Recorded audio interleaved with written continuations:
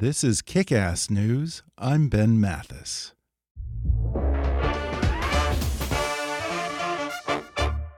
Feeling stuck in your job? Bank of America's The Academy for Consumer and Small Business helps you develop a long-term career path. Through peer mentorship, immersive programs, and a variety of clear and distinct paths, you can reach the next level in your career. Take your first step towards a long-term career path at careers.bankofamerica.com. And now, on with the show.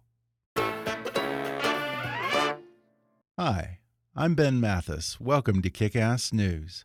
Last October, I was introduced to a quirky little television series on AMC called Lodge 49, and I've been raving about it to friends and family ever since. But the problem I run into every time is that it's almost impossible to describe this modern-day fable. That's because Lodge 49 is by far the most original show on television. Actor Wyatt Russell plays a disarmingly optimistic ex-surfer in Long Beach, California, who finds himself drifting after the death of his father and collapse of the family pool business, until one day he decides to join a struggling fraternal order with a mystical past known as the Lynx, setting him off on a quest to find magic, both literal and metaphorical. Did I do it justice? Probably not. But here's the thing. Lodge 49 is about so much more than that, and it's a really amazing show. So today I'm going to delve into it with Wyatt Russell himself and see if Season 2 of this touching and often hilarious show just might reveal the secret of life. First off, Wyatt takes a crack at explaining Lodge 49 better than I ever could. We talk about how the show speaks to the isolation of modern social media culture and our longing for fellowship and meaningful relationships. We discuss the allure of ancient fraternal orders, the importance of embracing everyday magic, and curiosity about the places and the people we all too often drive right by. Wyatt reminisces about his previous career as a professional hockey player and the injury that sidelined him from hockey but inspired him to pursue a career in film and television. He recalls getting his first big break just when he was about to give up on acting, following in the footsteps of his famous parents, Kurt Russell and Goldie Hawn, and what they taught him about keeping celebrity in perspective. Coming up with Wyatt Russell in just a moment.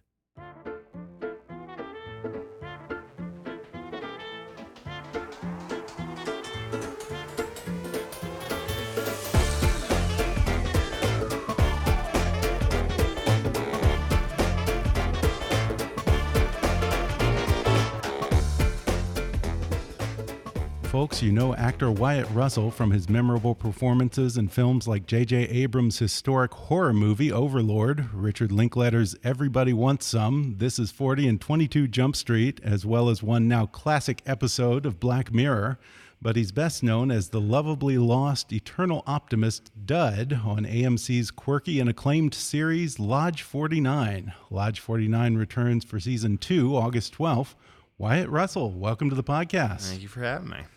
I am such a fan of this show. From day one, you guys had me, and I'm constantly telling people about it. You're recommending it to friends and family, but I'll be honest, I have a hell of a time trying to describe this show to anyone. I end up rambling all over the place talking about Long Beach and mysticism and alchemy and social media culture. I don't make any damn sense to anyone. So I'm just going to put it to you. When friends ask you, hey, Wyatt, what are you working on these days? How do you pitch this show? That is how I pitch the show. Yeah. I pitch the show. The short pitch is an ex-server from Long Beach who got bit by a snake, who can no longer surf anymore, finds a fraternal order, and a elder knight takes him under his wing. That's the pitch, right? That's what's happening in the show. To the main character, that's what's happening. But the show's not about that, which is why I like the show. The show is an allegory for life. If you've ever read The Hero Has a Thousand Faces, the Joseph Campbell book, it much more is along the lines of that and follows a true arc of a big, massive story from beginning to end. There's a grandiosity to the show inside of the storytelling that I find big and exacerbated and exaggerated, and it's all set within a very normal limitations of the normal world, of the known universe, but makes you believe, or leads you to believe sometimes, that there's much more going on around you than meets the eye. Yeah. That to me is what is special about the show, because it recreates your life in some way, shape, or form. Yeah. It's about the hidden magic in everyday life. Every day. And of course, the title is a reference to Thomas Pynchon's novel, The Crying of Lot 49. Did you ever read Pynchon before you took on this part? Tried. No. I've read 150 pages of Gravity's Rainbow. Oh, yeah. Tried to read Crying of Lot 49. You really have. I said to Jim when I started reading it, I was like, man, I need a guide, a spirit guide here, because it's a funny thing. It is like the show in a way. The show watches almost like you read a novel in a weird way, where there's so many characters, there's so much going on. Everybody's in their own world, but their worlds connect. And in the same way, in a Pynchon novel, you kind of have to just keep going in a weird way. You kind of have to keep reading. Gravity's Rainbow doesn't it's kind start of a slow burn. You start to feel it. You start to feel a book like Gravity's Rainbow when you just keep going, and you internalize the words and the sentences in a way, because it's very unorthodox when you read something like that. Oh shit! Freaked me out. I felt like Someone's the walls sneaking up were behind coming you. down. Yeah. Speaking of magical Speaking of things magical, yeah, it was happening, like a popping magical out of doorway nowhere. right behind me that someone walked out of, and was, But it's like that. I do liken it to that, where you just kind of all of a sudden find yourself in the world of, and you catch yourself almost in a dream, going, oh man, this is a really kind of a cool place to be.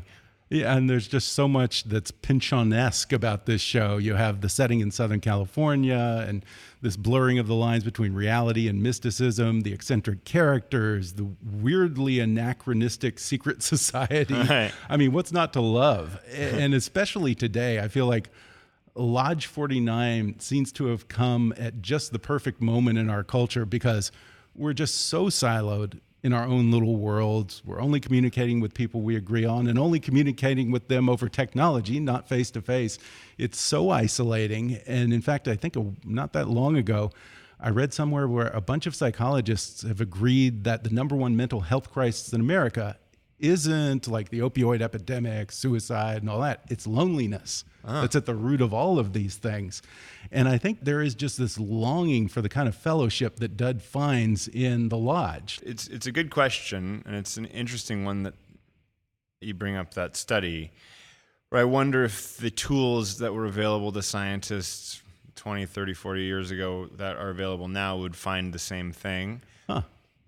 Because we've always needed these places. These places have always existed. Places for people to come together in face-to-face real life and have a sense of community that you feel as if your life has a meaning more than just what you're doing day to day. Right. And how it affects, and how that can affect other people in your immediate life and also in your social circles outside of your immediate family. And that's what Lodge is at its core, is understanding the power of a relationship made for almost sometimes just for the sake of a relationship to be had. And that's important in life. And I'm a pretty solitary person. I'm not. I'm an introverted person. Yeah. And that there is a power in introversion if you have others around you who understand that about you. You can't, but you can't live on an island. Human beings are not designed to do that.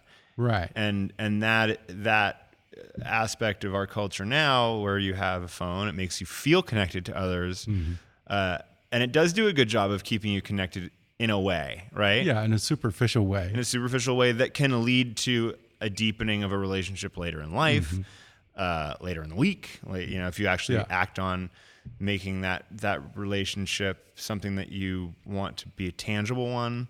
But for the most part, those technological meetings, relationships end up staying stagnant in that world, Yeah. and you don't meet face to face. Yeah. And it would be nice to have a Lodge 49 to go around to. Yeah, for sure. And I read that you don't do social media. Is that right? No. None at all, huh? No, I don't know. Never Again, have, it's the same. or No. I always loved, like, when Facebook came out, I was probably like 17 or 18 when I could get it, because I lived in Canada. It took a minute for it to get to Canada. It was like only schools for a little while, and I wasn't in school at the time. I was a little late to the party, but not late to the party where everybody could end up getting it. So I finally went to school, and I got a school email. That was what it was. My school email. Yeah, that was back when you had to do it through a school, right? Right. Yeah. And so it was really great because it served a great purpose. Mm-hmm. It allowed you to connect with your friends only. So you had to be a friend with that person. There was no public. It was, I want to get to know you, or I know you very well, and now we have a deepening of our relationship. Then it exploded into this massive worldwide thing where people were using it to market themselves, right? Which I thought was strange. So I didn't do that. And then it almost went from personal to impersonal completely. Mm-hmm. And I wasn't on that train. That felt weird. Yeah. Then Instagram came. Well, then it was Twitter and Instagram. Twitter I never got. And like still don't understand. Instagram I totally got, because that was now I'm sharing my moment mm-hmm. with my best friends. Yeah. Totally was on board. And then it evolved into marketing yourself as a brand, right. Which I understand for some people is a really great way to make money. If you have the self-control and a great head on your shoulders, I think there's no reason why not to, But for me, I just didn't care for other people to know those parts of my life. Yeah. I just don't. And if I wanted to be an actor, I felt as if I wanted to do the things that I wanted to do, it wasn't going to behoove me to see me cooking eggs and making jokes, because it does take away, it does a little bit from the mysticism of who is that person? What do they do? Right. You have those questions about people, and there's people who I really respect who don't do it, and I have those questions about them. So I didn't do it not out of thinking it was a bad thing. I think it's actually a very good thing. Oddly, I don't do it, but I think it serves more positive than it does negative. Okay. Because there's a lot of people that connect over Instagram, Facebook, Instagram, the ones that I've known, who have a sickness or an ailment or something that I can't get community mm-hmm. for the thing that I have.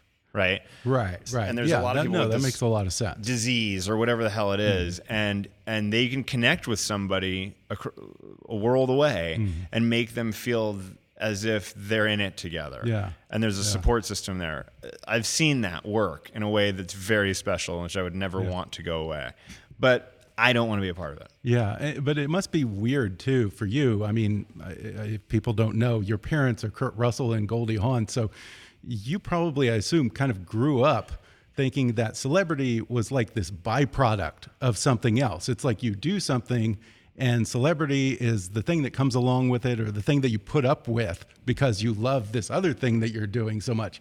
Now it's the end game. That's the goal, just to become a celebrity, right? Without there being any there behind it. It's very odd to me, because celebrity always seemed like a hindrance. Mm-hmm. Not like the celebrity aspect of it.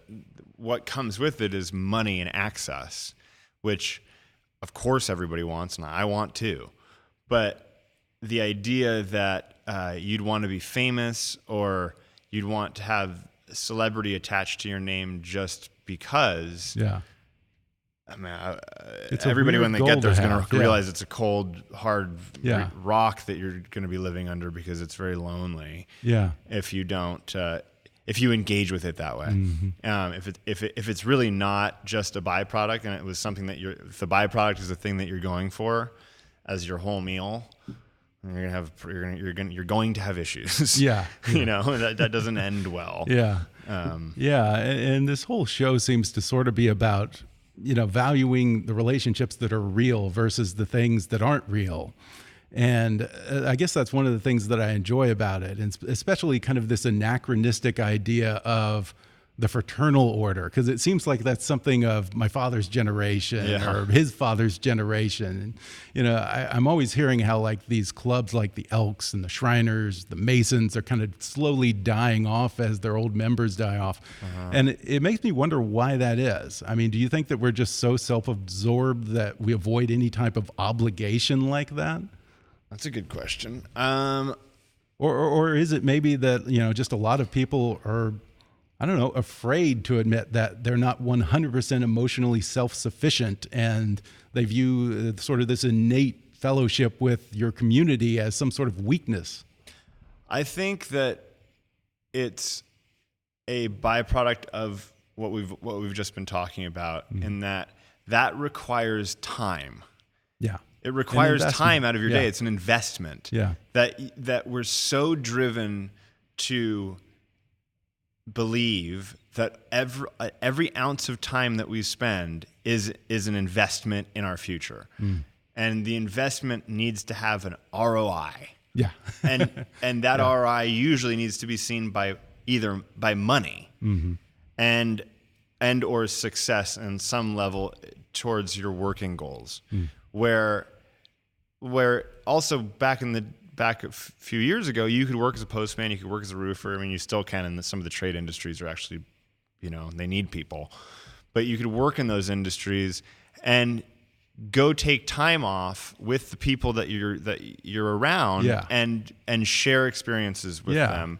And it wasn't seen as a chore. It was seen as something that was fun to do. The other aspect of it that's really great that people don't know about as much, they just look at, they're just sort of old dudes with, you know, time to kill, is that they do, there's a strong element of charity in all of those Masons, the Elks. Like, in order to become an Elk, because I know someone who is an Elk, you have to do something for the community. Right. You don't just show up whenever you show feel up and like drink beer it. whenever It's you a feel like commitment. it. It's a commitment.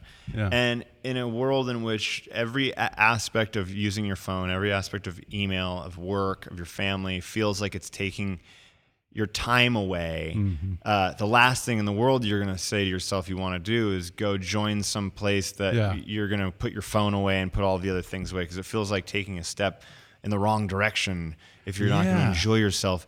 And it really is. I think that there's a big part of people's lives right now specifically where you have to look at your life and say, when have I gotten to the point of diminishing returns in my work life? I get there in my own work life where I have to look at myself and go, is this worth it? Or is it better to not work right now and go spend 2 or 3 months and not make as much money? I get it, but have a better attitude for when I'm going into my next project. That's an important thing. Don't kill yourself working overtime. Yeah. Because what's the point? What are you working for? You know, you have to find that balance. And yeah, it's weird because I feel like more than ever we're breaking down our lives into increments of time. Yeah. And we're playing them like cards. Right. We're like, okay, is this a wise way to use this 30 days or should I be doing that? We're really analyzing the trade-off like probably never before. Well, the weirdest part about the Instagram thing to me is that when you become a commodity and you've made yourself a commodity, not necessarily owning a business and pumping your business on Instagram, but yourself, when you have become the commodity, that you are selling shampoo or soap or tea, or, you know, fit tea or whatever. Yeah.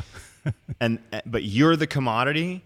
Your entire life of every minute of your day now is about work, selling yourself as the thing for people to buy. Yeah. And that I'm the brand. I hate it's hard, man. Referring to themselves as a brand. As a brand, it's like it's so crazy. I feel it's a little bit soul stealing, and the more you can get away, it's like, okay, now it's great, but if you can try and diversify the brand, to be where you don't have to be one thing, that'd be good. You're more than a brand. You're more than a brand. Coca-Cola is a brand. People are better than that. I think so too, but that's an interesting part of capitalism where it's the greatest part in the same breath. I can literally out of thin air take a few pictures of myself. And if people are interested in whatever the hell I am or my life is, I can make money off of that. Mm-hmm.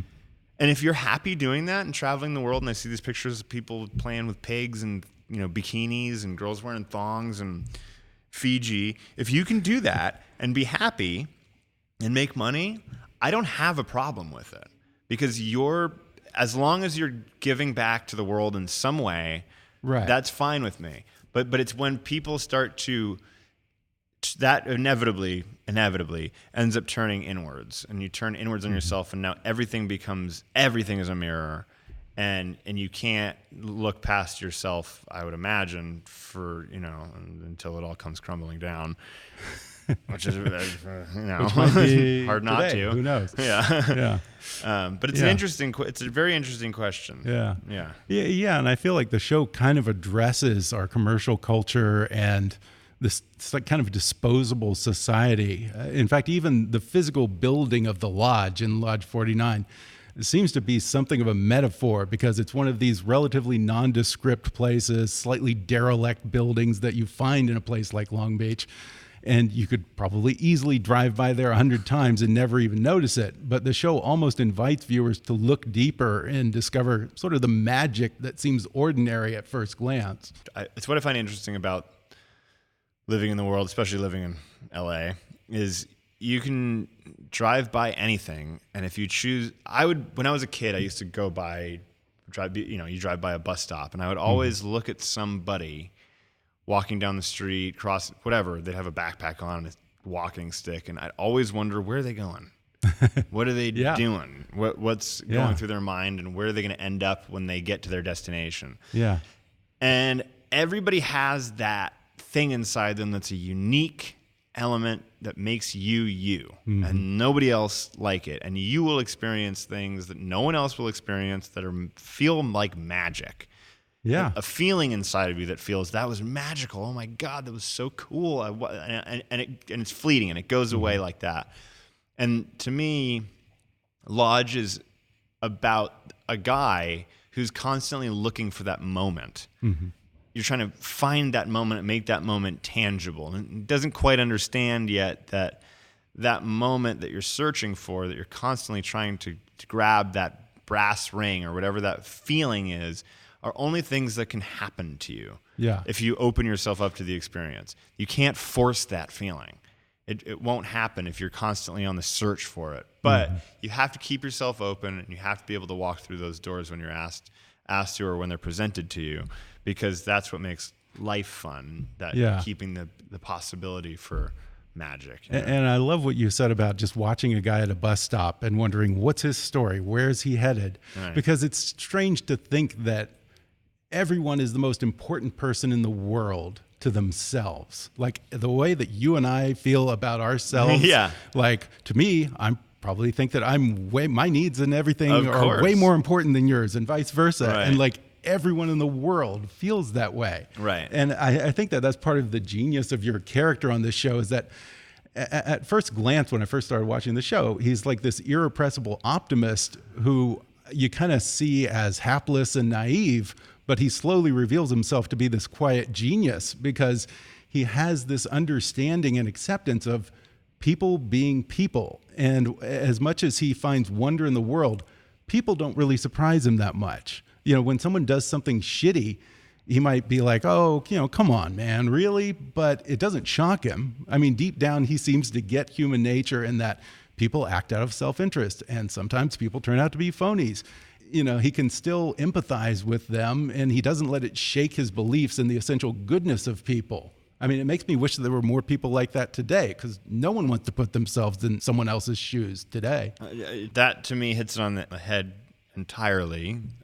Thank you for seeing that. You're most welcome. I think it's fun to play, because when you have someone who seemingly his goal in life is very simple, and he says it a few times, and it is when someone asks him, if you could anything in the world, you could do anything in the world, what would it be?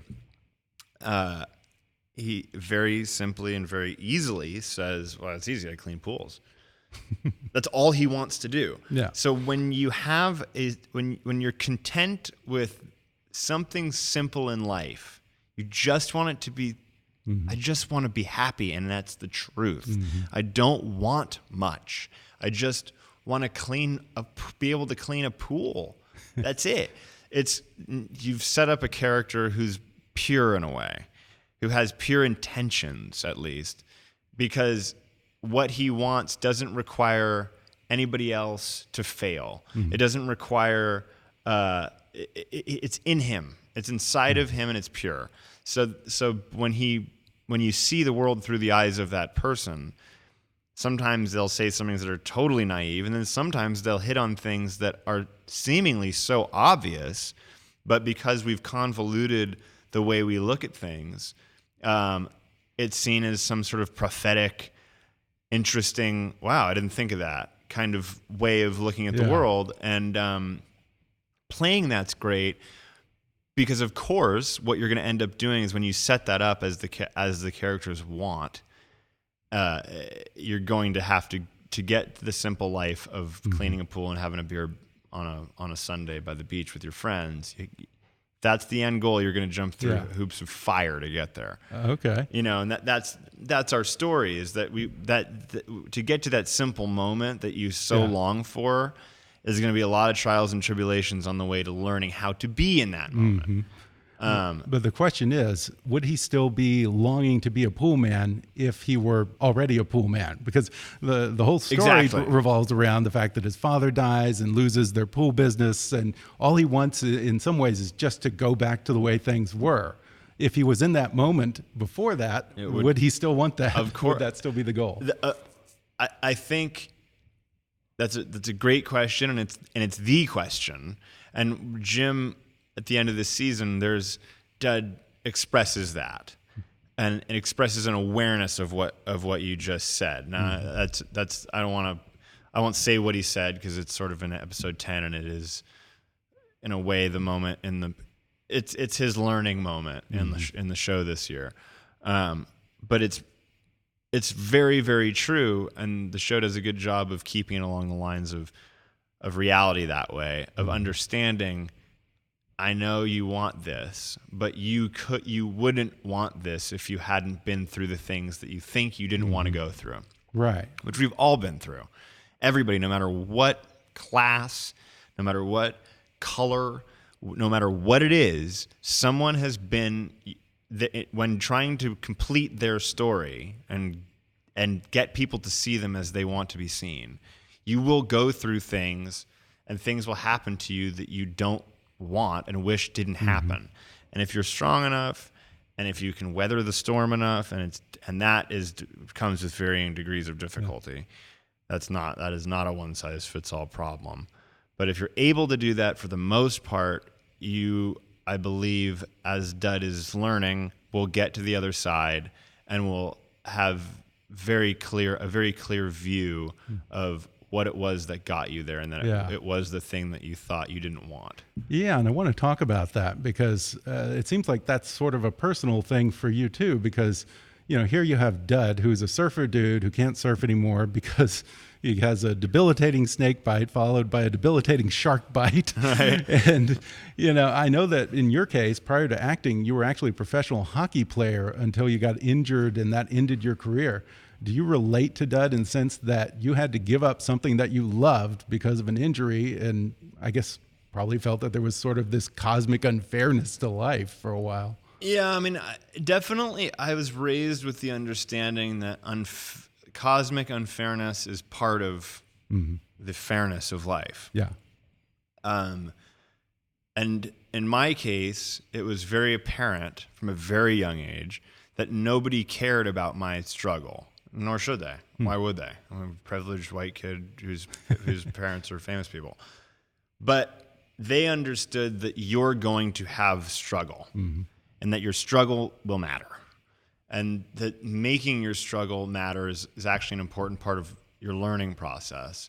But guess what? Nobody gives a fuck about what your struggle is. Right. And nor should they. Your struggle only matters to you. And if you become the type of person who thinks that like your struggle should matter to everybody, either you're picking the right thing to talk about, or you're getting into a world of self-pity, and it's like, in my case, that's what that would be, right? It's like, look how hard it is. Really? Like, really? Yeah. And then you write a book like Mein Kampf. Right. Yeah, there you go. Yeah. So what with my life, when I started playing hockey, it was very much about that, in terms of me understanding that this is going to be the thing that gives me an identity. This is going to be the thing that I identify with the most and gives me self-worth, right? Because it was difficult, and it's objectively difficult. You can't look at that sport and say, I could do that. Yeah. You'd be like, how is it possible? It takes a lot of work. It takes a lot of time. It takes commitment. Yeah. Yeah. So I couldn't even play football. This is a sport that almost requires you to go out and get beat up every day. Right. Yeah. So in my case, it felt good because I knew that if I got good at it, then I'd be undeniably good at something. And it gave me an identity. So I traveled that world, and it was very difficult because there was a lot of people who didn't like who my parents were. And that was also... Who doesn't love Goldie Hawn and Kurt Russell? As a fan of them, sure. But when your kid all of a sudden is now competing against that kid for a job on a hockey team, and you're around the age where it really matters. And people are looking at their kids going, my kid has a shot of getting drafted into the WHL, or getting a shot at getting a Division I scholarship, or playing on the junior team. And now here comes this kid who's seemingly got everything going for him in the world. He can't be the son of actors. He can't be from California. He can't be like all of these things and a good goalie. Like, that's unfair.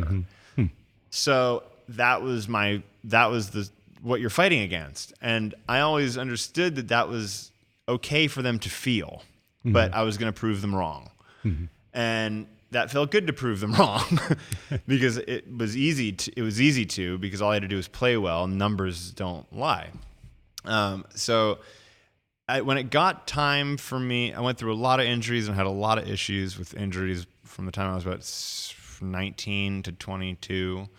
And then at 23, 24 was my last year. And as soon as I got injured for the last time, my hip was a disaster. It exploded, and it was just like, there was no way I was coming back. Called my dad, and he was in the locker room crying. But it was a relief.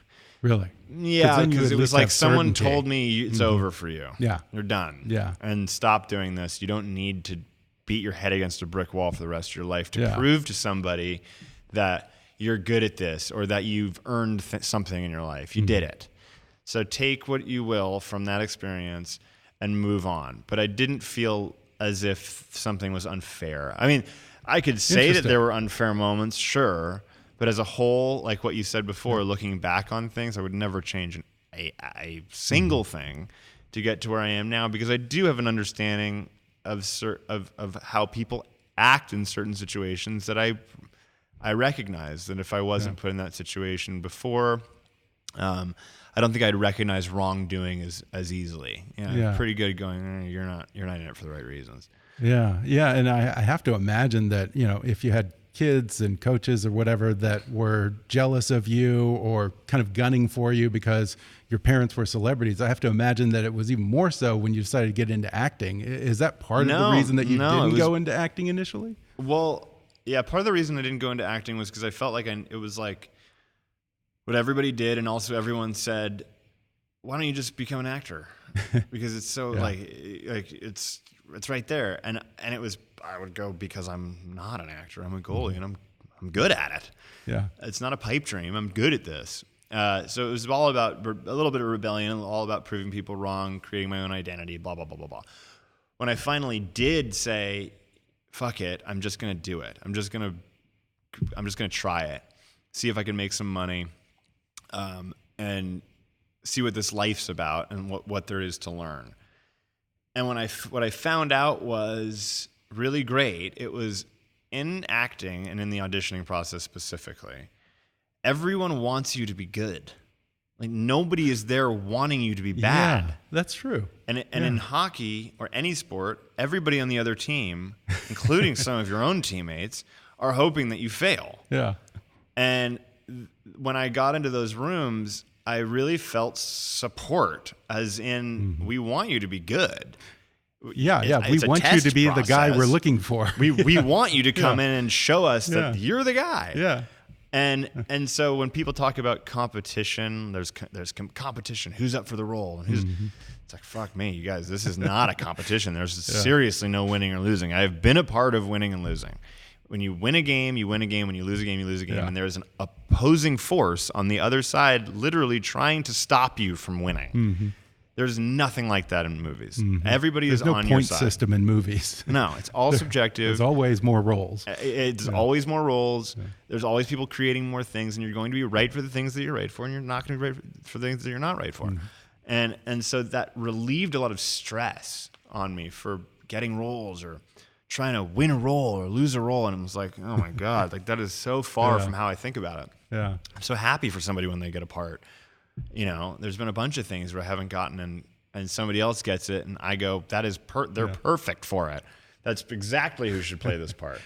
And so that it set me up good for that. It set me up well for the mindset was good. And I want to ask about your first big break, because I understand that when you went in for that audition, you were pretty much thinking about being done with acting, right? Yeah. It was like a big break in that it wasn't a big break in terms of me being seen a lot and working a lot. You know, 22 Jump Street was probably my big, quote unquote, big break. Right. But it wasn't my personal big break. And this was Jim Mickle was doing a movie called We Are What We Are, and I was just done. I couldn't get a job. I couldn't figure it out. I didn't think I was good at auditioning. I didn't think that what I was good at was picked up by an audition well. I was just not good at it. And I was insecure about certain things and going in and trying to be something for somebody else and not really paying attention to just do it the way you're going to do it. And if it works, it works. And if it doesn't, it doesn't. I was trying to be something for other people a lot. So when I went in to Jim, I just said, look, here's my insecurities. Here's what I think I'm good at. And here's what I think I'm really not good at. And I'm having a really tough time. And I don't know. And I don't love it. And that was my big problem, was I don't love it. Like I lived for hockey. I loved it. It was everything. I woke up at 6:30 on Saturday mornings, and I loved doing it because you go to the rink and you have your coffee, and it's a lifestyle that I was just so into. Right. Well, I mean, I always hear of actors who love acting, but I never seen an actor who loves auditioning. Yeah, right. Exactly. Yeah, right. But exactly. But I'd never had the experience of. I didn't even like acting. Right? Like, I'll be honest about that. I went out, I did jobs, I had work, but I had like a 4-day job here. I had a 2-day job here. I had a 3-week job here. I just didn't like it. It was like, it's almost like a gig economy. It was, totally. It was like, I'm a freelancer. I go out, I don't make any friends. I don't know what the fuck I'm doing. I just go in and I say the lines, and this is not, what that fun. And then when Jim said, great, let's do it, because we had this audition and he came in and just, I think, did it so well and so perfectly. He had the expertise to do the audition the way he cut it together. He asked me, like, how would you like to do it? And I said, well, I'd like to do it like a scene. I think it'd be cool to do the scene. If you're going to do the audition, you that just makes sense. shoot That's the scene. Logical. Yeah. My feet are here. If you want to shoot my feet in the bowl that they're supposed to be in, you have everything. Shoot the scene. You get a close up of me, and then cut away to something. And I didn't say it like that, but I think he wanted to do. You were basically telling him how to direct. Yeah, right. But I think he wanted to do that anyway. I think he liked the idea that I liked to do that, or that's the way I thought that I was best going to be seen, or whatever. So he did it. He did it. I think he did it for everybody, and I think he was going to do it that way anyway. But he really was so great towards me, and made me feel very comfortable. And I got the part, and he said, "I hope you're good at acting because I like you as a person." So we went to upstate New York, and I had my first real experience of what it was like to be on a movie set with people who loved making movies. I was there for a month, 4 or 5 weeks, and I got to work with Michael Parks. And it was just, and Julia Garner was in the movie. It it was awesome. It was such a fantastic experience.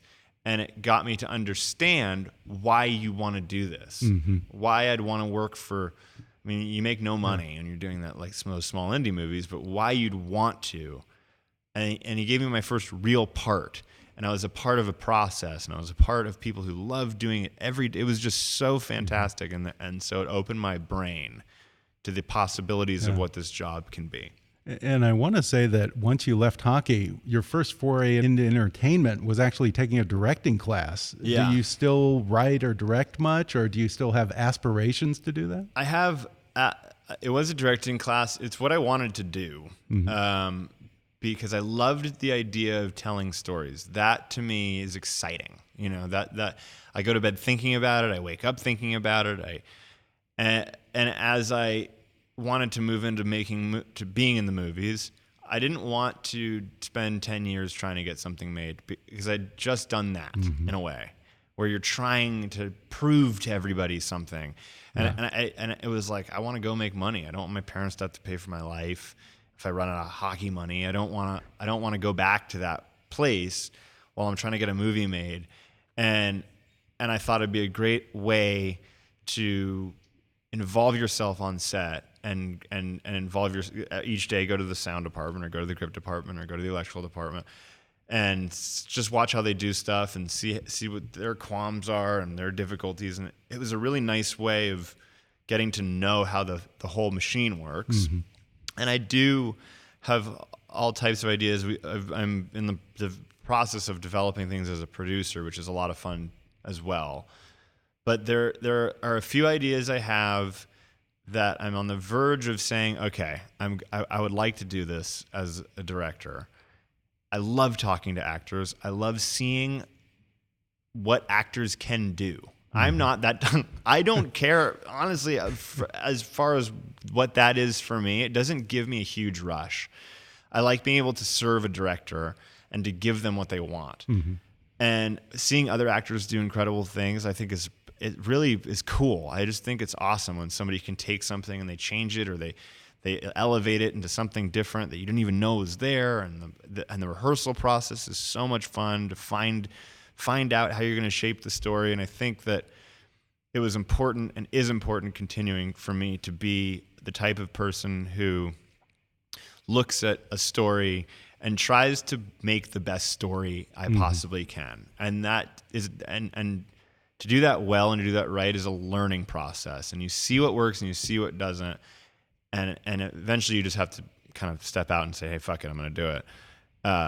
But I've always wanted to do it right. Yeah. I don't want to just do it ever as a vanity project. I want to do it because this is a good story. Yeah. You know, and so I think you'd be great at it. I mean, thanks. You seem to have really have a real team mentality. You root for people, and you have a very definite point of view. That comes in handy as a director. So. Yeah, well, that's the fear, right? Is that now all of a sudden your point of view is out there and someone says, man, I don't like your point of view. Your point of view sucked. You're like, oh, fuck.